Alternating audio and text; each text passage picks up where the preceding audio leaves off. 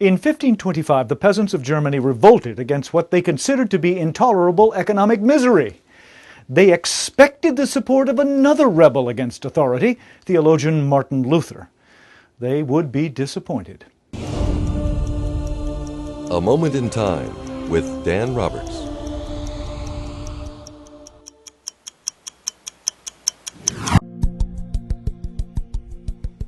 At first, Luther was sympathetic with the peasants' cause. In his tract, An Admonition to Peace, 1525, he condemned aristocrats with the stinging words, "You do nothing but flay and rob your subjects in order that you may lead a life of splendor, until the poor common folk can bear it no longer." But when massive riots broke out across Germany, Luther was horrified. He felt his writings on Christian freedom had been misinterpreted.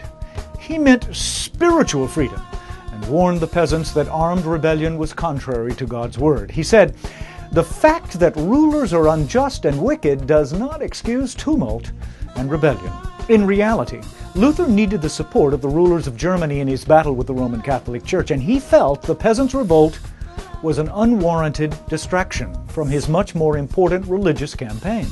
Convinced the peasants threatened the survival of society, he wrote a tract against the murderous, thieving hordes of peasants, in which he said, "Let everyone who can smite, slay, and stab the peasants," he said, "secretly and openly remember that nothing can be more poisonous, hurtful, or devilish than a rebel."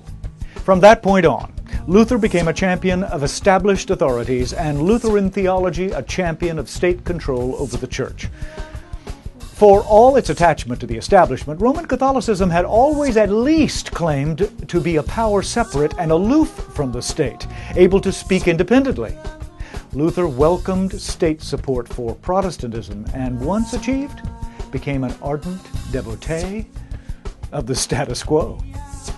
At the University of Richmond, I'm Dan Roberts.